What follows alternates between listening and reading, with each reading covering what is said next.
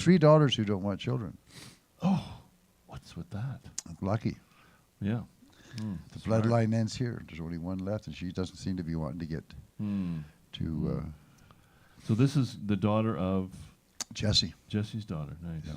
So it was great to spend a day with the family and watch how they go through their whole routine, because we had to hang out in Vancouver. Yeah. Because we were there early, and we had to wait for the performance to take place. And You being show people, you'd recognize a few movements. oh, it was great. Well, we got to Some go down action. through Hastings and Maine. Oh, wow. And you know what? Anybody who thinks that we're going through, that, Duncan's becoming Hastings and Maine, go there.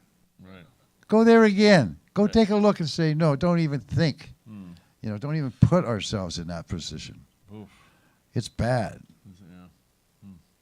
Yeah. It's as bad as, it's like they depicted it in the silent movies. Right. Like Seattle. Terrible things. Right. I don't know what to, but we could always just write about it. You could write about it, gang. That's right. Your experience. You could, now. experiences of life. Yeah. And how we got here. I did that piece last year. I hate the homeless. That went over well. Oh, It's not. It wasn't the literal meaning. It was. I hate what it made me well, feel. I've told most of the people in the room, but the reason that most meth heads and crackheads get excited about Halloween is that it's only 3 sleeps to Christmas. All right, that's enough for you. It's not that long. That's great. That's all I wanted to say. I good. wanted to figure out a way to get that line You out did tonight. get it in. Thank you. Thank you. Longevity John. And congratulations, Bill, for staying on this. Thank you. Well, thank you for the idea and hanging in there with us for, let's see, we closed down, we were the last show at the Duncan Garage Showroom, and we were the last show at the Silverbridge Inn. So we Right. thought there was a thing going on, but it didn't carry on. We've continued. We have continued. And you have continued, more importantly. Yeah, well, we all do. The venue, yeah. Take it away. Flo, give it up for it. Let's get the evening started. Here we go. Thank you, everybody. I don't remember the ones upstairs. Does anybody else remember being upstairs? I know we did it. You do? Yeah. Is that? Oh, Byron made it in. Yeah.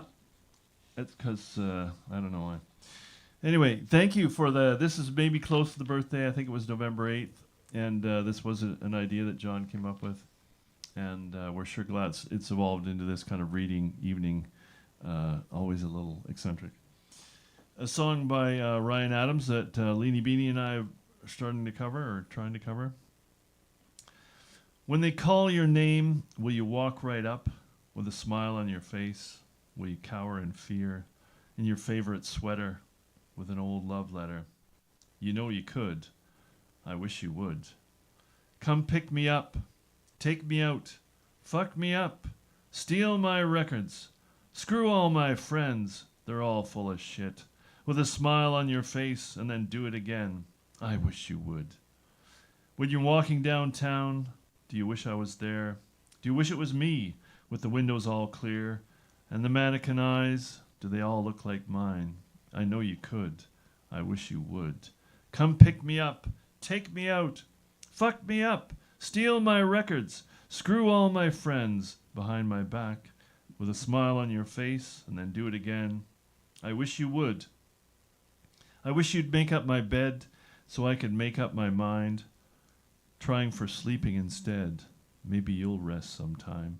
I wish I could. I wish I could. I wish I could. There, that's a good cheery tune for the fall.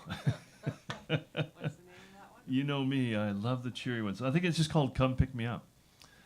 Have you heard it? Do you know a little Ryan Adams stuff? I just started listening to it because of that song, and he really is very good. Great writer. We've been, did I already tell you this? I think I did, but I'll tell you again. I've been going through existential crisis only briefly. Well, I mean only lightly, as I usually do. We're doing the pantomime, and we're doing Puss in Boots, and there was the call from the director. Mary knows what this is like, and it's Laura Faulkner, great actor and director. Bill, I'd like you to be the donkey. And it started with a D. I thought she was going to say dame, which of course I was hoping for. Central character. But donkey, Mary, you can know what I felt. You'll make an ass of me. I'll make it ask myself. Oh. On golden pawn, woven pant goodness. Ooh, silver threads and golden needles. The balayage ballet. I dreamt of you walking away. I dreamt of our first conversation and all the little things we would say.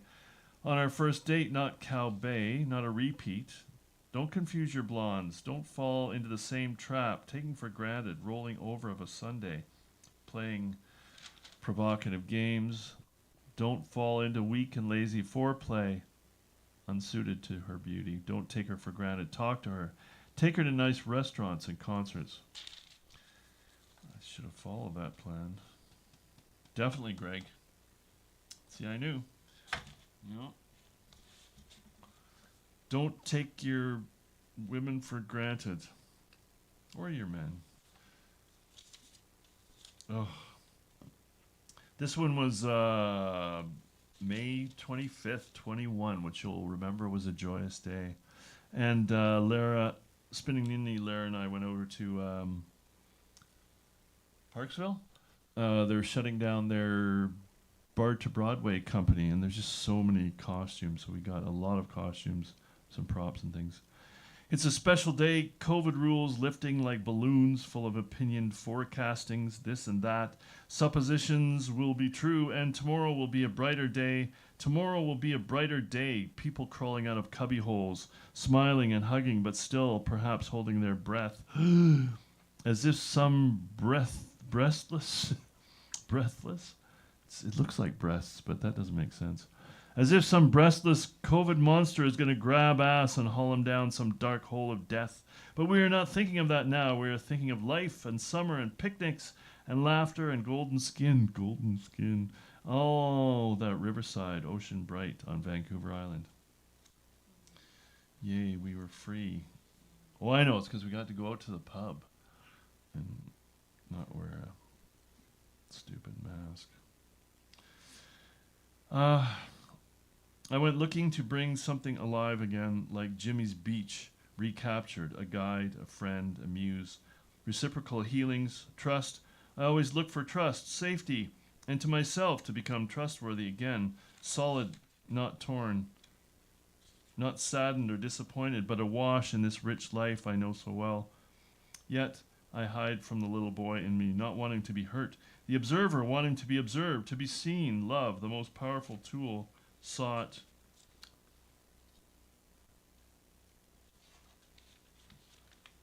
Hold your breath. No, don't hold your breath. Just try to follow the signals this time, you silly man. You have been struck in the eye with a metal spoon by some tiny wildebeest. That's so funny. Don't worry, the rest of the poem's not about humor. But there she goes, headed out the door. Not Mary. Mary's just the spoon thrower. On a walk, and I knew that I wanted to follow. Got the signals right. Oh, catching up to her in old black. Mary, I shouldn't be reading this in front of you. You'll know about the secret love affair. Oh, God, I'm naked now. Mary didn't know that this happened. Maybe she did. Catching up to her in old black, we walk under stars and fanning clouds, so many happy moments, holding her hand and around, almost walking her home. But no, hiding behind a boat is too much for her. Taking the lead, I love it when she does that. Steers us toward old black. I do not want to let go. Oh, this is too... No, it's too personal. Oh, shit, I blew that. Okay, never mind. Forget about it. Yeah, I wrote some good poems there. And maybe I'll confess to my friend later. Or not. Sometimes it's good when you don't confess. Anyway, I'm going to put, because Michelle had to go last time, we have a wonderful songwriter here who I connived, what's that word? Begged to come and read some of her lyrics. So I hope she's going to do that. Michelle, come on up. And because it's always a weird feeling as a songwriter if you try, yes, if you try to read your lyrics. Is that in fact what you have planned? Yes, two of these, I have three things. Yeah. They're all kind of short. And two of them did have guitar parts to them, but I have since forgotten. I have to relearn my songs. Oh, you do that too. Yeah, Yeah. they're sitting around and how does this go? And the third one is I don't know if it'll ever get music or not. right. It might. Maybe. So far, it's just a poem. Ooh, that's nasty, isn't it? How long have you been writing?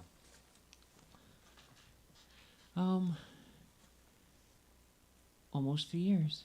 3. Yeah. As Oh. long as you've been playing guitar, you started them together. As or? long since I've been coming here.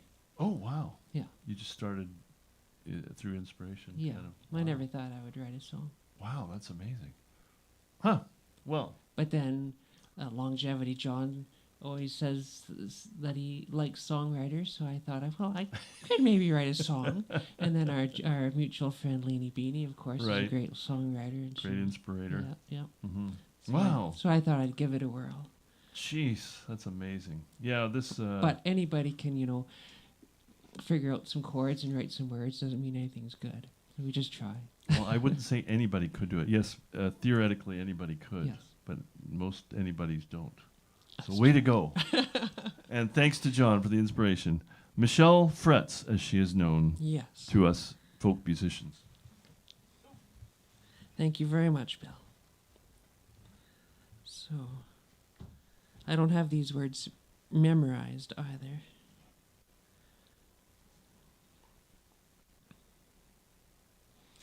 So this was a song to do with my husband, my ex-husband, kind of. He once said that I never wrote a song about him, but this one was directly related to him. I've listened to all these songs about the right and the wrongs, the heartaches and the cheating, the sleeping around and the beatings. Here's why I'm breaking up with you, and here's why I'm feeling blue, but soon I'll be happily breathing as I'm gleefully leaving.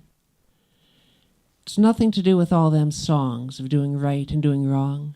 The line, it's not you, it's me, it's not me leaving you, it's me leaving me. But I'm leaving in my old clunky car with the foggy garage I can't see far. I sit in that red seat getting wired. My red-tinged green eyes are getting infringed with being tired. It's nothing to do with all them songs of doing right and doing wrong. The line, it's not you, it's me, is not me leaving you, it's me leaving me.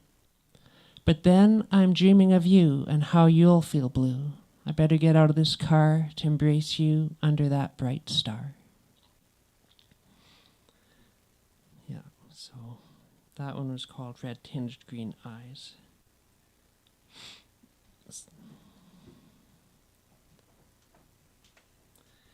And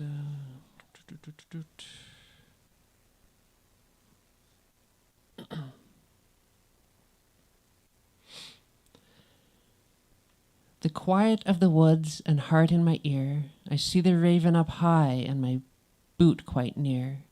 If it's the beat of wings or my blood that I hear, the thump of my boot causes me to peer.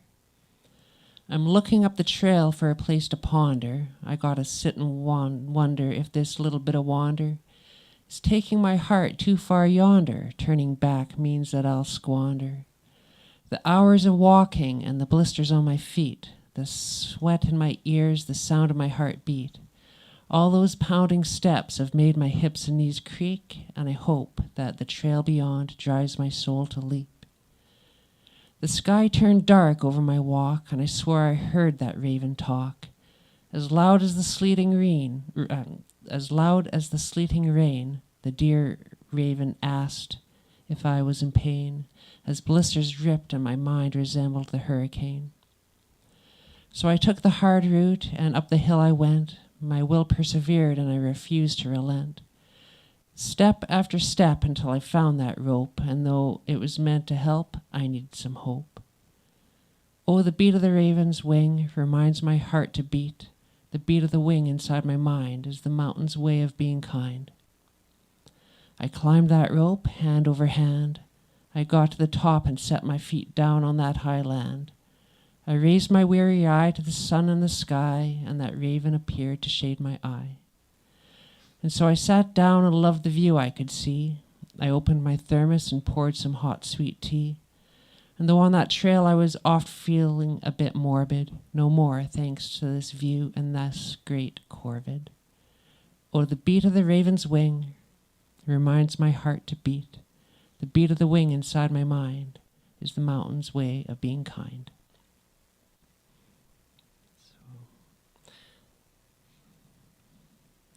that was a song about a little hiking trip.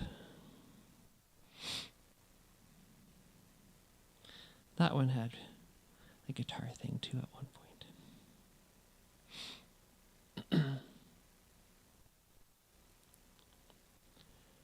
Blessed be your life. I bless you for the winter wind. I bless you for the springtime rain.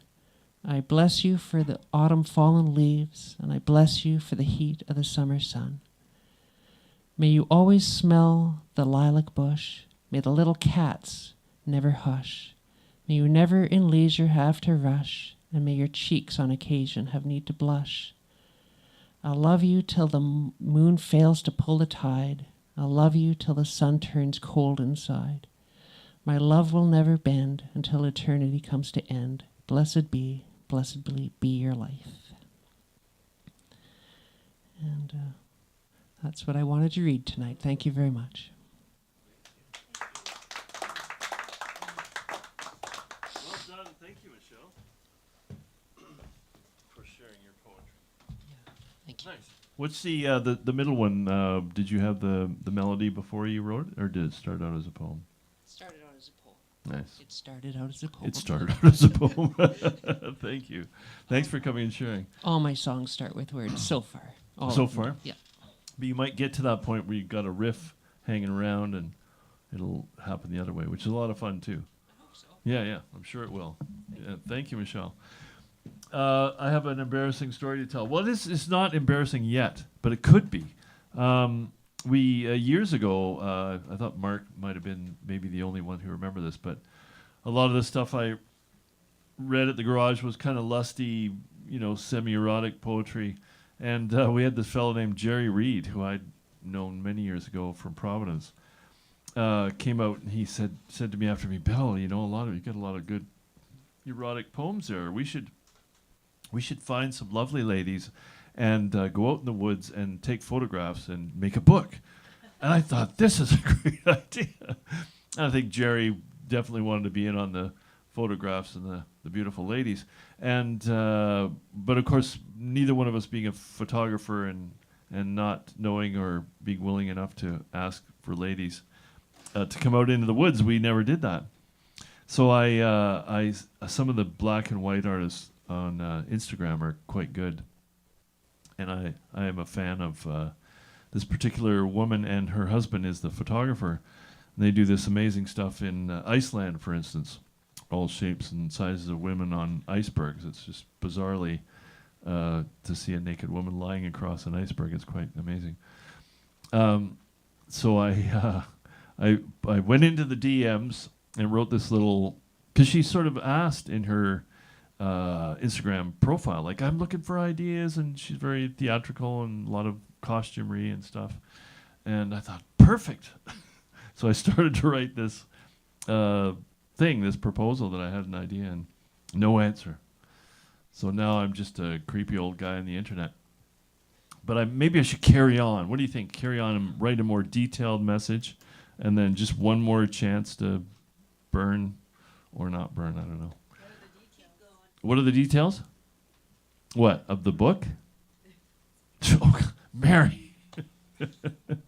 Greg, come on up, because he also has pictures. Not necessarily erotic pictures, but they are pictures. And something's happening in his magical brain, and he's going to share this with us. How are you, sir? Oh, pretty good, pretty good. Good. Yeah. Now, don't start into it, because I might be here, unless you want me here. No, well, the Are you thing ready? is, you're talking about photography and such Yes. like that, and yes, I have a very good friend that does that photography with you? women, but in Alberta. Thought that you could make a book anywhere. And Well, maybe ask him if he wants to do a poetry book. I always could ask him. He's quite the character. Oh, good. Yeah, Good. yeah. Well, if this other idea goes flat, we got somewhere to go. Okay. All right. And thank you. And Greg is also a superb photographer, as is Deb. You're both really good in your own way, and you're both very different, which I find is quite interesting, the things you choose to shoot. And so thank you for bringing that. Welcome, Greg. See, I brought this time with me Lens Work, which is a magazine I subscribe to, and it's a fine art photography magazine. And no, I'm not going to read to you the pictures, but at the end of each magazine, Guy Tall always writes something for the magazine. And so I'll just read the first part of this for you, and it's kind of interesting. And it's creative thinking with Guy Tall.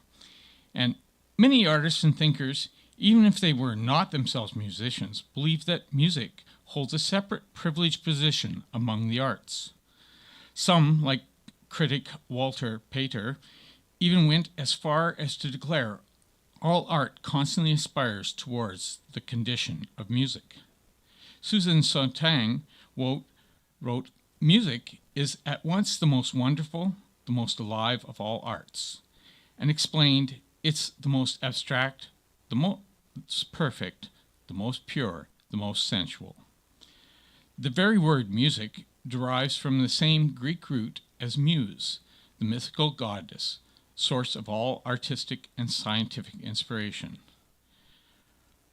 What is it about music that makes it so different from other arts as to prompt such reverence even from artists working in other media, even from writers and philosophers throughout the ages who are not themselves artists? The most obvious difference between music and other media is that music is non-material, whereas other arts rely on both material, content, and form. In their expression, music relies on form alone.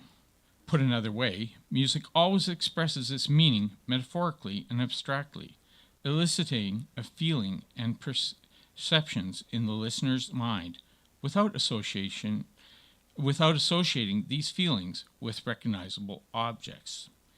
In this sense, music is in some ways the antithesis of realistic paintings and representational photography. Our medium, photography, is designed explicitly to capture accurate, realistic depictions of material things. As photographers, then, we must ask ourselves whether the power of music to elicit powerful impressions without the use of recognizable objects makes music more expressive art medium than photography, or whether they are just different and equally capable means to the same ends.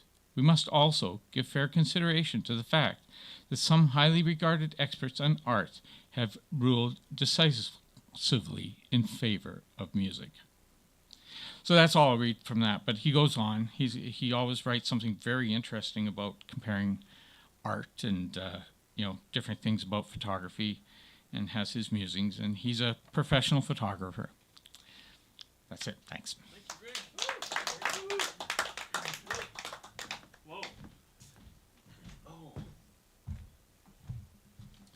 I mentioned my dead friend Jimmy, and he had booked jazz players at the Ontario Gallery of Art for about 10 years. And he had a good friend named Bill Smith who lives on Hornby. And Bill Smith produced a well-known Canadian jazz magazine for many years. John might remember the name of it. Yeah, he might come to him. And he also did a book of photography with, because he booked many jazz gigs of, Coltrane, all the giants in the 50s, late 50s and 60s. And the book itself, in black and white, just seeing the way he's posed, or the relaxed kind of poses of these people, and how much you see in those, the non-staged kind of black and white photos is brilliant. I hope I can see that book again. I don't know where it's got to. Anyway, Keith, my influencer. Keith is my influencer now. Come out to the sidewalk, little boy. Well, not that way, no. Usually I have a drink beforehand. It's good to know how many, How are you, sir? I'm pretty good, thank you, Bill. Good. Well, welcome, and always good to see you. I've never shared the stage with you before. No, things are Actually, happening. Wow. How's it feel? I take it as a promotion. It is. Yeah, it's a step up. Yeah. Welcome, Keith. Get the fuck off. I'm kidding. Sorry. I was just going to tell a brief story and then maybe read a song lyric. A number of years ago, I went to a men's group for about 7 years, one day a week, 3 hours a day. It was a great experience. One of the might be the single richest thing I've ever done for myself. I will confess, when I first was invited, I know how lame this sounds, but I'd never done anything like that. It was at a cabin in the woods, and I thought, am I being drawn into a gay sex ring? Or, I thought I'd get there and they'd have like a portable bullet blender, and woo, woo, here, drink this. And 3 days later, I'd wake up gay. I need to be serious because it was a fantastic experience. And at one point, a man came there. His name was Mike. Mike was Indo-Canadian. Not that it doesn't matter, but it does. Because for me, it does in terms of maybe a kind of social isolation or something. Mike came, and he came because several months earlier, his brother, was either his twin brother or they were just supremely close. His brother had committed suicide. And Mike was devastated. When his brother took his life, he, as a widowed single father, he left behind an 11-year-old daughter. So when that happened, Mike immediately became the surrogate father for this girl, 11-year-old, his niece, whom he already adored, and likewise. So Mike came to the group one day, and he said that a couple of days before that, he'd taken his niece to her sports day at school. Running was her thing. He said she ran all the time. She loved it. She was sort of tall and lean for her age. And so Mike went to her sports day, and she was in her favorite race, 400 meter. He said the gun went off. He started, and almost immediately she was at the back of the field and just failing. And he said about 75 meters from the finish line, she just veered straight off the track onto the infield and just crumpled. Mike ran over and lifted her up, and he said she was just sobbing. And she said, "If my daddy was here today, I'd be champion."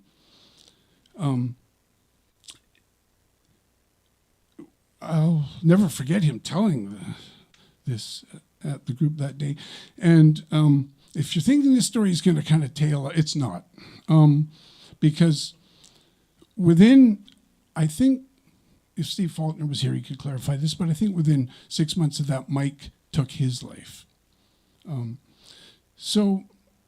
But the one thing I take away from that, I would estimate now that girl would be around 30, young woman. And because of how purely she expressed her grief that day, if I had, I hope and had to guess, I would say that she's probably a very healthy young woman. And if she's a mother, I'm sure she's an attentive one. So,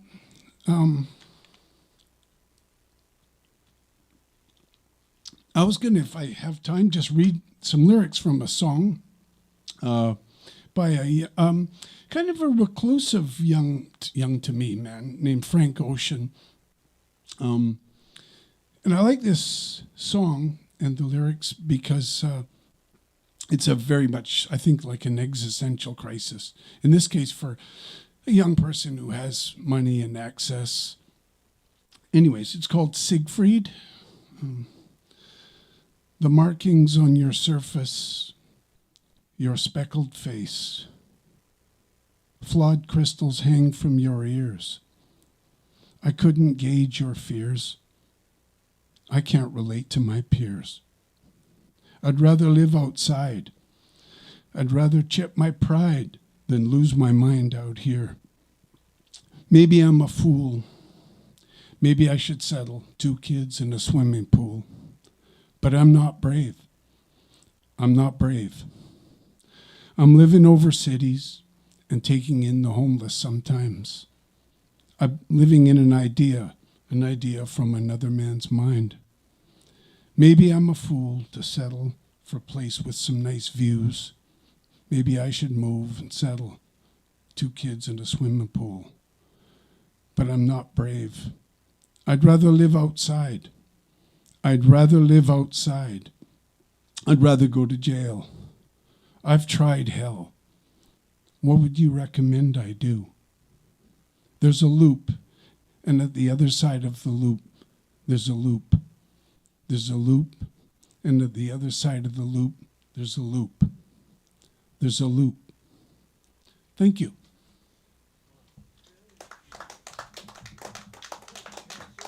Oh, thank you, Keith. Wow. That Keith, he always surprises you, doesn't he? Thank you for that. That was very heartfelt, and holy crap. Just think about that my granddaughter being that age, but I mean, losing both men. Oh, so close together. But yeah, maybe she is strong if she had that in her. I went to that group a couple times, and I congratulate you on staying the course. I think one of the nights I went to, there was this exercise where we had to get angry, and you had to shout at the other person and try and be really angry, as the idea being that it's okay to express anger, whereas a lot of times we're told it's too dangerous. Men can't be angry, and I really disliked the exercise. But I think probably why I didn't carry on is probably because I refused to crack the nut open. I just keep it too close. So good on you for getting in there, digging in. It's not comfortable. Always, is it? Deb, come on up. Give us some balance in the old swim and male, female ocean of life. Hermaphrodites. We'd let anybody read. I have vertigo, so the balance. Oh, that's not a good word for you? Where does It's vertigo? okay, I've had vertigo for a long time. It comes and goes. Oh, it does, right. Yeah, so if I look drunk, I'm not. Oh, it can be that disorienting. It's true. Well, yeah. Yeah, actually, for me, when it's at its worst, it's kind of like walking into the ocean. So Oh, that's just wherever I walk. right. And it's also like this really cool stress barometer. If there's somebody who Right. aggravates me, Mm-hmm. that was one of the things I first noticed when I had vertigo. They could be on the other side of the room, and I Really? It'll I go, just. oh, okay, that's not a good one. It's real fire, real stuff, huh? And yet you ran. You were a runner. Yeah, I did. I kept running, and I just, what could I do? It wouldn't hit you then, though. Yeah, I did. Oh, it did sometimes. Oh. Yeah. Well, welcome. It's good to see you on this almost Halloween. Boo. So, when ideas fly in, I write them down. I like to have stuff stashed away for later. But this particular thing, it just kept interrupting what I was trying to work on. And so I decided, okay, I'll give it a try. I was thinking this is for 10, 15 years from now. It's not fiction. The fair-skinned daughters. The moments touched me to the bone. A warmth followed immediately by a shiver and a shaking of my head. I'd like it seems to erase the recognition. But is there any point denying? Genetics are forever. They do not know estrangement. Her voice rattles my skull. I cannot say it doesn't. The simple, inarticulate yip is in her exact intonation. Although it comes from my throat, you might almost think she is next to me listening until I swallow hard and make her go away. She who was my closest sister, the youngest sister, the one with whom I slept on a double bed most of our childhood. She told me some 40 years ago, while we were still close, that I'd punched her once in the face. When I was pubescent, I'd recently started my period, I was not a nice person. I see that now. We were in bed, trying to sleep, I would guess, and I'd railed at her for breathing too loudly. Then I'd hit her. We were grown women in our 20s when she'd reminded me of my bad behavior. I'd been getting sentimental about our relationship, how at crowded family gatherings she and I would escape for a few quiet moments in whatever bedroom was free. We would lie side by side without talking, both of us grown women. I would be glad of her presence, the sound, yes, of her breathing. This was a comfort then, in the emotional confusion of too close and not close enough to be related. My family of origin is a hasty scribble on thin paper. I have 4 siblings, 3 genetic and 1 chosen. There are also 3 bonus siblings I do not know well. They are older, and one died while her daughter was still young, but she too was a writer. I remember reading one of her short stories. I have a mother, a father of sorts, and later a bonus father we call Pop.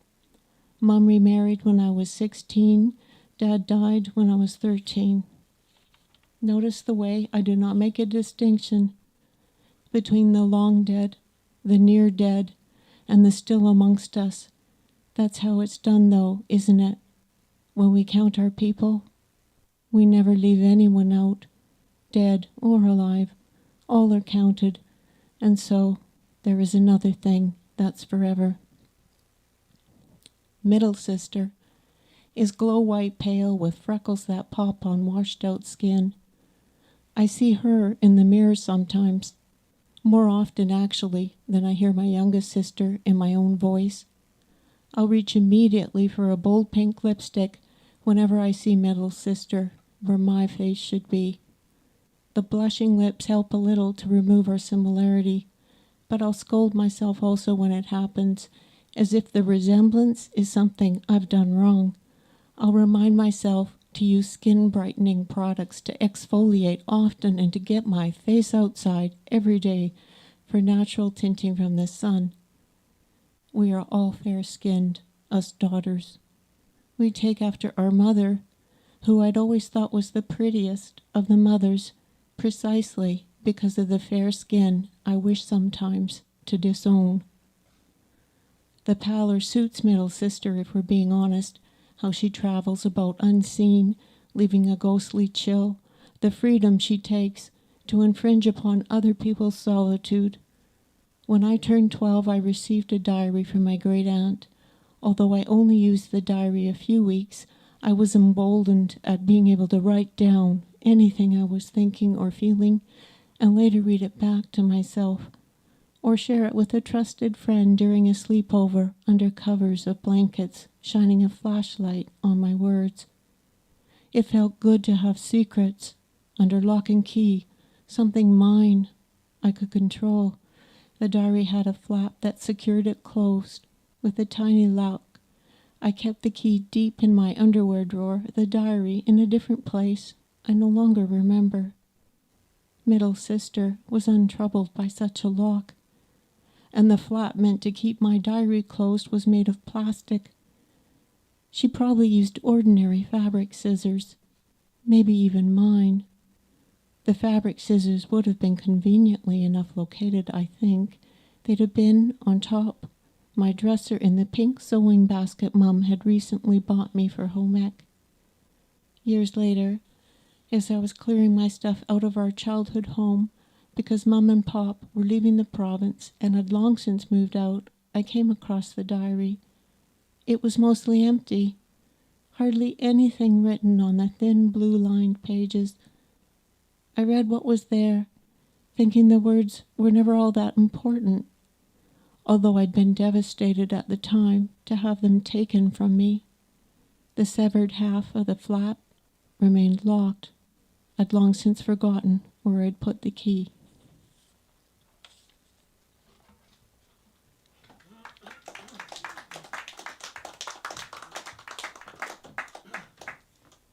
Thank you, Deb. Nice to have something from your youth.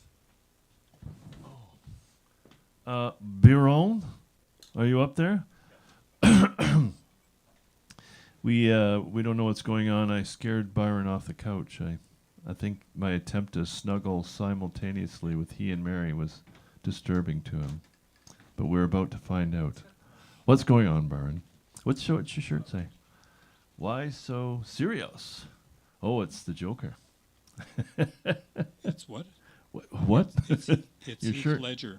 Yeah, I have not seen that yet. Is it really It's- good?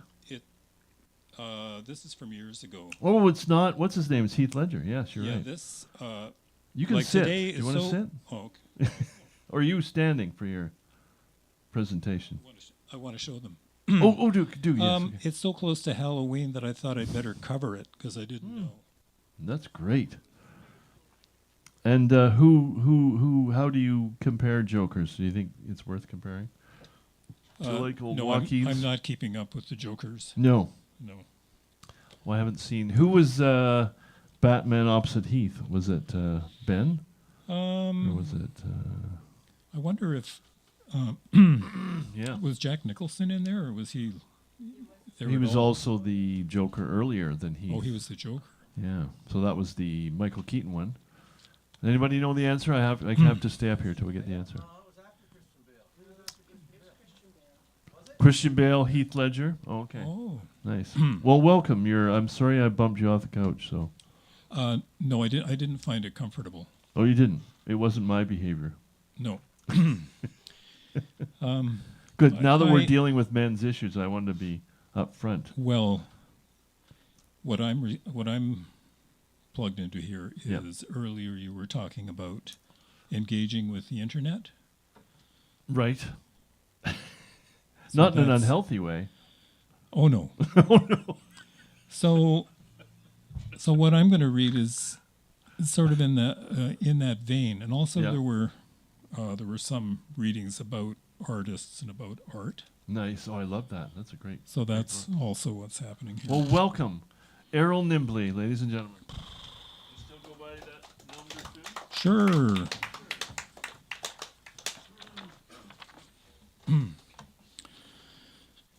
So this is, I guess it's a memoir, but it's a memoir of something that happened a week ago. And I put it together today because I wanted to express it. So it could probably be fleshed out somewhat.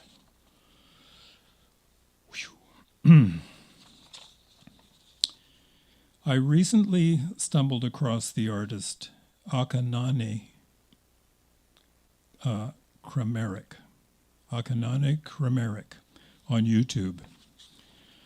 I remembered her from when she appeared on the Oprah Winfrey Show in 2003, in October 21st, 2003. I don't think I saw the show, but I remember her. When she was only 9 years old and just emerging onto the world stage. At that tender age, she had already produced 40 paintings and was earning as much as $25,000 for her work. And here I was, aware of her again, 2 decades after that appearance.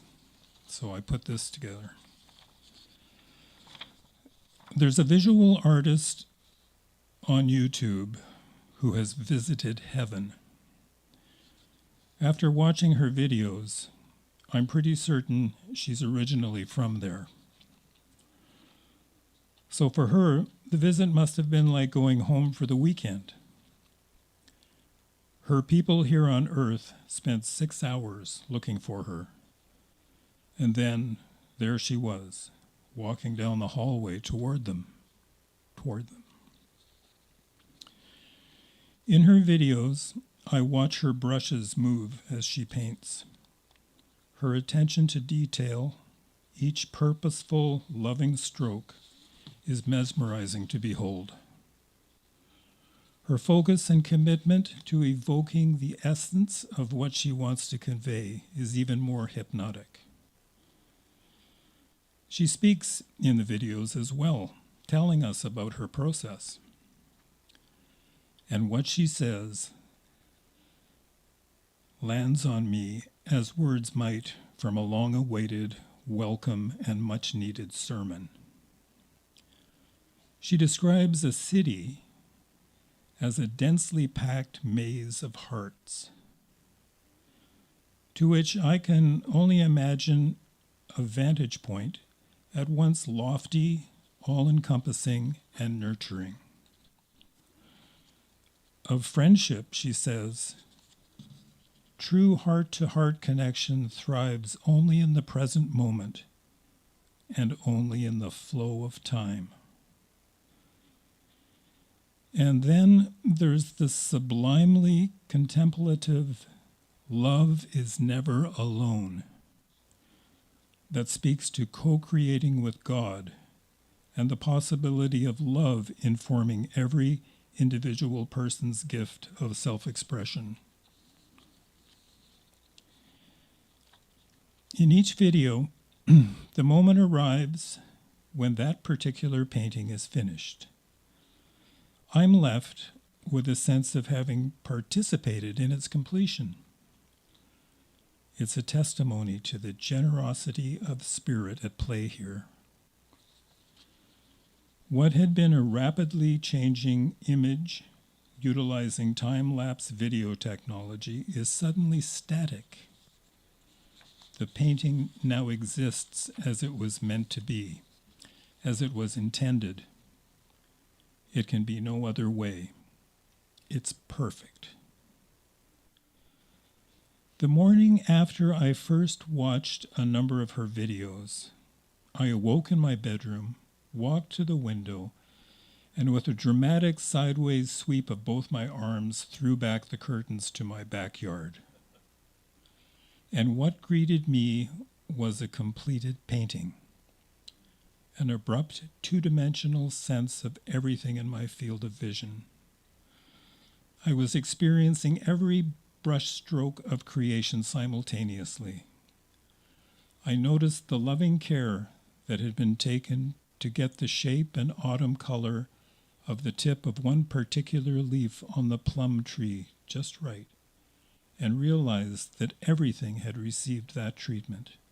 The fig tree, the grasses, the garden boxes, the former chicken coop, and the tall evergreen tree backdrop.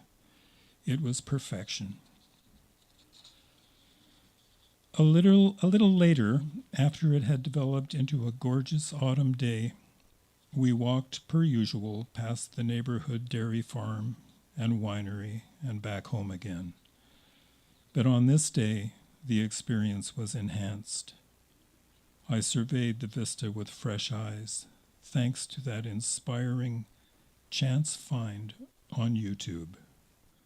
Who'd have thunk it? I guess I'll have to acknowledge the algorithms. Could they be working on our behalf after all? Are they secretly leading us toward enlightenment?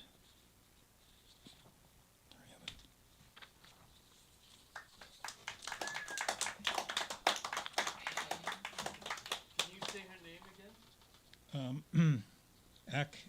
I said it wrong, I think. Akiana Kramaric. She's 30 now. And yeah.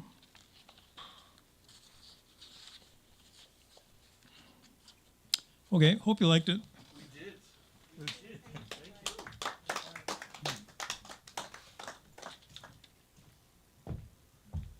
Wow, people are outside their comfort zones tonight in new territory. What's going on? It's Halloween. It's the spirit of fall, maybe.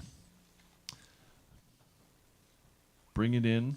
The humus of life. No, hummus? No, what's that stuff? What's that stuff, Greg? It's not hummus. It's the thing, the earth. What's the earth? Hummus. Pumice? What? Hummus. It is hummus as well? Like just floats them and jets them and yeah, leaves and stuff? How can that be the same word? I don't know. Maybe you're thinking it's haggis. Haggis. Which also contains everything.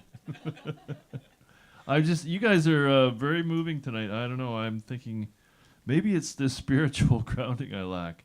That surely a human needs that, and maybe that's why I feel adrift. Those who have put the work in, you know. Who we got out there? Corey, come on up, sir. And Corey did visit us, and I do remember your face. Maybe it wasn't even that long ago. A month ago, even. Yeah. Okay. Thank you. And you were here because of young Keith. I Or don't know. I'm not sure. Okay. Someone. I was doing some comedy in Nanaimo, and they told me about this place. Right. Nice. Yeah. Yeah, I think John should try the the open stage. Why doesn't he? He likes telling jokes. He could just host it. Yeah, it's true. You know. Anywhere, anytime. Come on. Yeah. We got a bunch of places we kick it at. So. Yeah. Be nice to try it here, though, wouldn't it? If you could get enough bodies in to make it kind of. Oh yeah, absolutely. You think it makes a big difference to do it without? I think this is a perfect booze? place to do it. We could do it dry. No. We do like it's. Yeah. I've done coffee shops and stuff like that. Oh right, yeah. It's the same thing. It's easier when people drink because they're more Open or Loose. Loose. uninhibited, Yeah. like the listeners Uh-huh. and the comedians too. Right. So, or whatever, Right. A fine performers. line. Yeah. So. Well, welcome. Good to have you back again. Thank you very much. All right, here we go. This has been pretty hardcore tonight. It's been deep. I don't know if I have that kind of depth in me exactly, but well, these are just a couple stories, like real life stories. They're not somebody's writing, but remember this is I was thinking about this the other day. The first time my friends and I saw like a dirty movie. Right now, kids, there's like OnlyFans, the internet, like God knows what they see when they're like 11 now, right? But my friends and I, the first thing we saw that was a dirty movie, it wasn't even like a bad movie. It was called Zapped. Do you remember this guy, Scott Baio from the 80s? Right? Yeah, Happy Days. He was a kid like Fonzie's nephew or cousin. He's like a good-looking kind of like a teen idol guy. He was in this movie called Zapped. And the whole thing with the movie is he was a high school kid, and he had some kind of power where he could just walk around the high school and go, ugh, and then girls' shirts would pop off, and then the boobs would be shaking everywhere. And my friends and I were like, oh, my God. Like, there's a bunch of us 10-year-olds watching it at someone's house, and we're like, whew, this movie deserves an Oscar. That's some good cinematography in that. Like, we don't even, to this day, I don't know what cinematography is, but it seemed like it deserved it. And it was so popular, like, then a bunch of other kids in our school found out, like older kids, and then we sold someone didn't take the videotape back, and we sold it, and it made its way all around our school. Even some of the male teachers wanted to see this Zapped, so it was a pretty good dirty movie that we saw for that time. It relatively innocent. Kids now, I don't know what kids see when they're on the, but it's sort of the time where, like 10, 11, 12, that's sort of when you're starting to figure out the difference between entertainment and reality and truth, right? I remember I had this kid who was beating the hell out of me in the 7th grade, Donnie. This guy was kicking the crap out of me. Other kids too, but me as well. And we saw Karate Kid at the movie theater, right? And everybody's seen that movie by now. It's been out for like 40 years, but it's just, and then the whole idea is like this kid getting picked on, and he kind of does this move at the end, and he beats up the bad kid. And we came out of the movie theater just so pumped up, and like, I can't wait for school now. Like, I felt like I had it locked in. I was just waiting for the kid who used to beat me up. His name was Donnie. I said, when Monday comes, man, that kid's in trouble because I know what's going on now. And so Monday comes. I think we saw it on a Friday night, so I had all weekend to just be already. I was practicing my kick. Monday comes like about almost 12 o'clock in the afternoon. And he comes and he said, I want your peanut butter sandwich, Kennedy. And I said, not today, Donnie. And I got into that stand, and I gave him a kick. And I had my shoe untied like right now. And the shoe flew off of my foot. And it went past, almost hit him. It kind of grazed him, but it went past him. And it hit this like retarded girl walking by. And she just had like made some like hot muffins. It was like the best thing she's ever done. And it hit her in the face. The muffins shot everywhere. And she just, And she started screaming. And I'm like, oh my God, this is not what was. And then this kid, Donnie, took my shoe and started whacking me with it. And now everybody's watching. He's like, you shouldn't be beating up disadvantaged kids, man. What's wrong with you? And I'm like, what the fuck is going on? I said, I want my money back for this movie. This is bullshit. None of that movie turned out to be true when I needed it to work out. Man. God, that sucked, man. It's such a... And it's like, you kind of... but it's like everything's like that. TV's like that too. It's. You guys remember that TV show Melrose Place? Do you guys know what it is? It was like a '90s show, and it was kind of like really good-looking people in Los Angeles, kind of like they all lived in an apartment building together. And there was this guy in it. He was like the caretaker of the building, like the handyman. And in the TV show, every week he'd be having sex with another one of these hot girls that lived in the building. And I'm like, Jesus. I was like maybe 20 or something. I'm like, I know how to change out light fixtures. Like, I know how to paint things. And my buddy and I moved down to Los Angeles. Like, we lived in Victoria. And we're like, fuck, we got to live down there. Like, we thought in our mind that's what it would be like if you lived there. Like, we couldn't figure it out that that's a TV show. And we moved there, and I lived in a place kind of like that. And the only way, the girls in the apartment building only wanted to talk to me if they thought I owned the apartment building. Changing the lights out, nobody gave a fuck about that. It was, do you own the building? I'm like, well, no, not yet. Okay, well, call us when you do.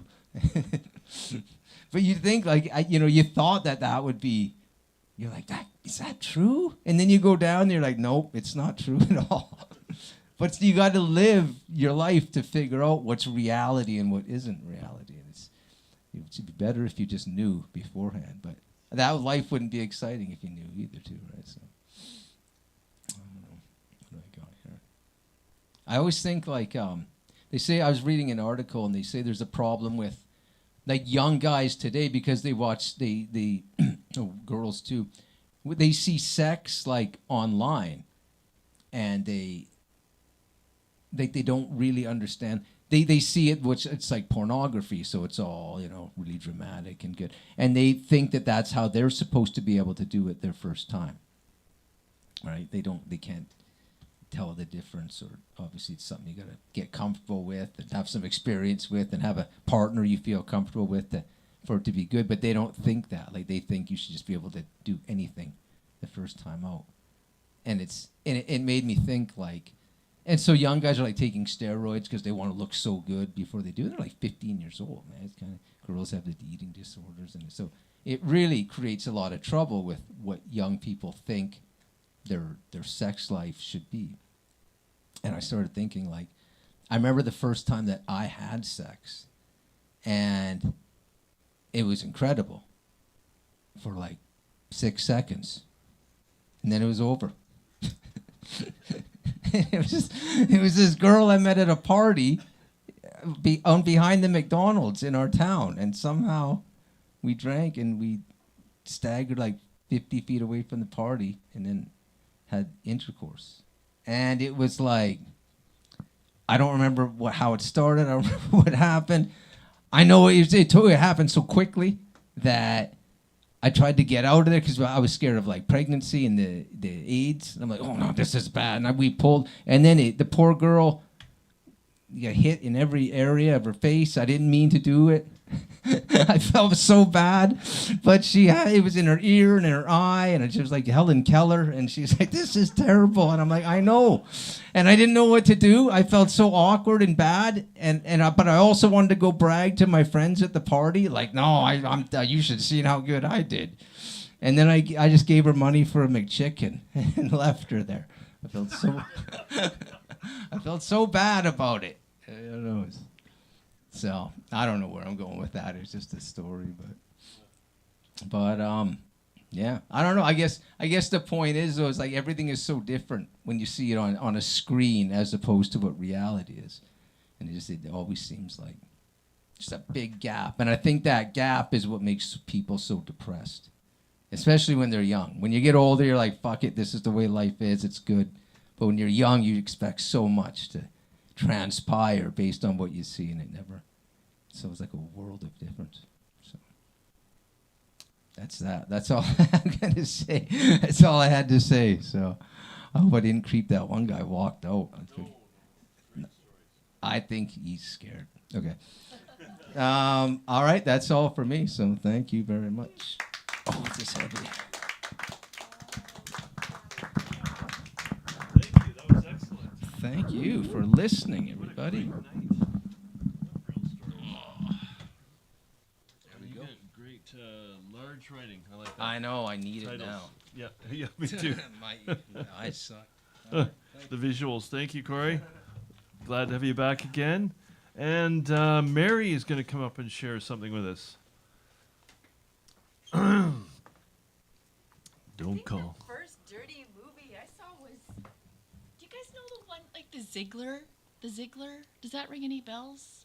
Ziegler? Zach Ziegler, Mike that- Ziegler. I think it was in a Dirk theater. Diggler? It was all because he just had a really huge cock. And Oh, that was the one. Was it Marky Wahlberg? I don't remember. Mary, but that's not made that old. long ago, isn't it?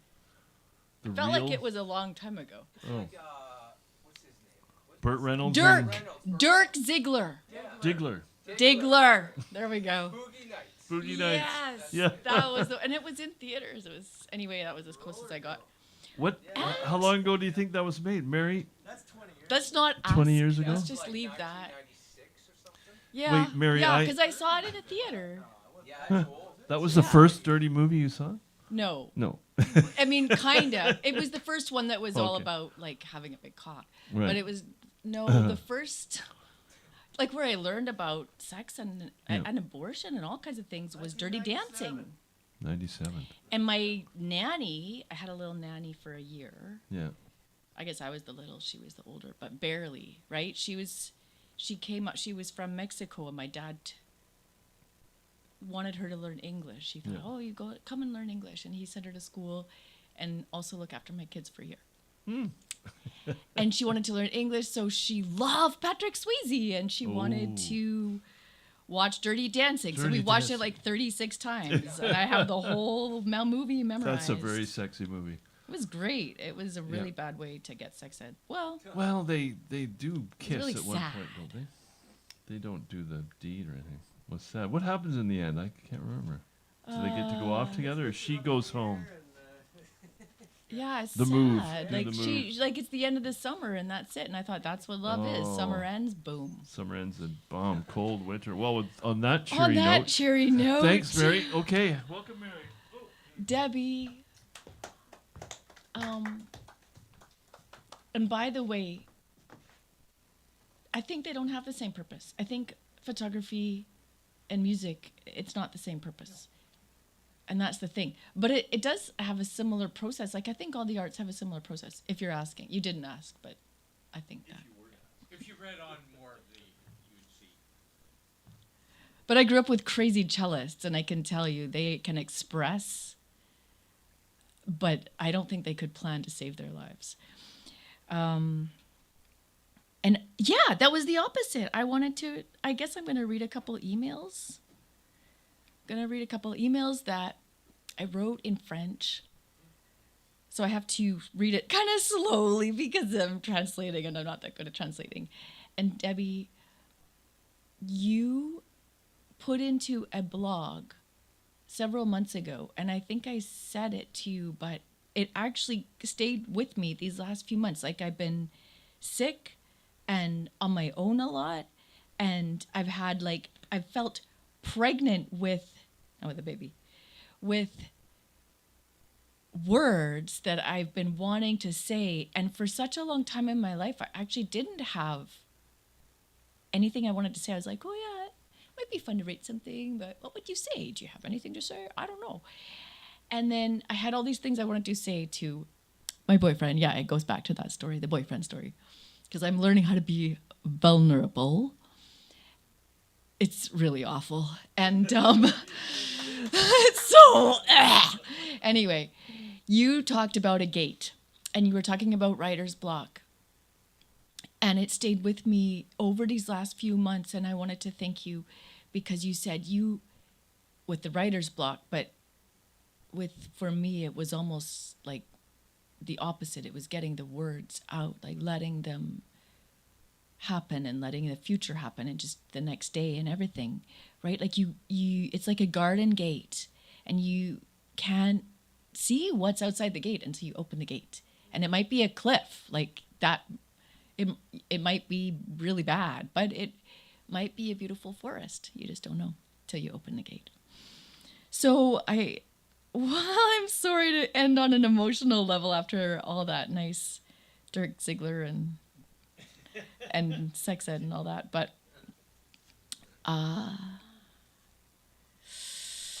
so I was trying to write some things to this man that I've fallen in love, and he's away, and it makes me crazy, and there's things that we need to say, but he had to go because he had to write a thesis, which I guess is more important than my feelings, and I agree, it is more important than, not more important, but it had an urgency, let's just say that, right? Okay, go write your fancy science stuff and I'll stick to my feelings.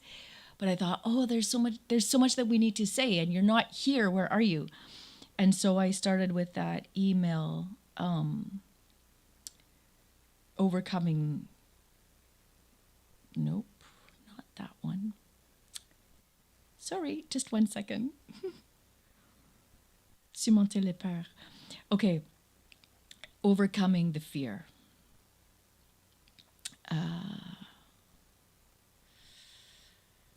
Which it did open up. Like, I sent this email after writing and writing for like several weeks in a fever. I had pneumonia. I would like all kinds of other things, and not knowing what I wanted exactly to say. And so I just started with this.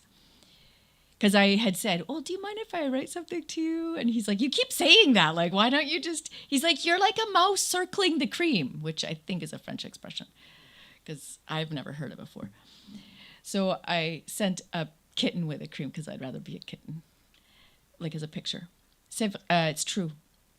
I'm circling the cream when I would prefer just to jump in. I'm circling and circling because I'm afraid of rocking the boat. And I'm also really emotional. Sorry. It's going to be fine. I'll have a beer. It'll be fine. In truth, it's just the fear of being vulnerable. And it's, I guess, a theme. But I know that you'll receive my words with tenderness and respect, because you do. All the same, reasonable or not, this fear is real. I don't know. I didn't used to have a fear to use my words. When I was young, I would write all sorts of things. And I didn't doubt myself so much. Maybe that's something we learn with age. But I've been writing again recently, in part to process my own thoughts, and that's just for me. But also there are things that I want to discuss with you, and I don't know how to start. And I feel like a river that's dammed, and once that opens, there will be such a flow. So yes, take that as a warning. He's kind of quiet, so I think, this way, if he doesn't want to read the whole email at once, he can just put it away until tomorrow. And so I'm going to start with this, just to admit my fear. The fear of being judged, of not saying what I want to say, and especially that fear of rocking the boat. I think originally it was spilling the cream, but somehow in my translation I just mixed metaphors. And in the end, I think it's not the words that will sabotage anything. It's the fear itself that would do that, because fear and love are antithetical. And then I say some other things. And so for the next one, I'll do less fear and more love. And then I sent all kinds of other things, and I said, did you get all of them? You can take your time. I took a long time to think through, so you can respond when you're ready. And then it was very therapeutic because I sent some of those and I'd been like in a tumult and I'd had different kinds of emotions, right? There's some things I was also angry, like really, I was afraid to throw some rocks for sure. And I had to sit and think, how would I say this so that you can hear it and you would still feel loved? I want you to feel loved in the midst of those wavy words. And then once I hit send and I'd done it, I was like, I don't know, the grammar's bad, doesn't matter, move on. And so I wrote already a little note that I will send him. So you're going to hear it before he does, but only in English because I didn't put it into French, so it's okay. It's an afterthought that I had before. Does that make sense? Okay. I'm so glad I sent you all those crazy letters because now when I see you next, I won't waste my time filling the air with words. They've already been said. Now when I see you next, I will be able to simply look at you and make space for that awkward silence that generally holds a long-held desire and will only be filled by your arms. And I think that's it. That's it, actually.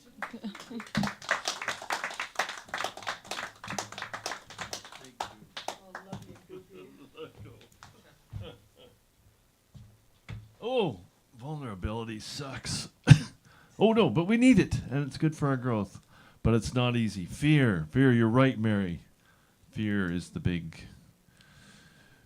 obstacle. Well, thank you. That was very interesting and diverse, and I don't know if it was exactly a theme, but it seemed like a theme, didn't it? Yeah, that was really good. Thank you, everybody. And now we can go to the pub, which is great, and talk about stuff, but not politics. All right. Keith said we should agree to that. And I agree. Let's agree to that.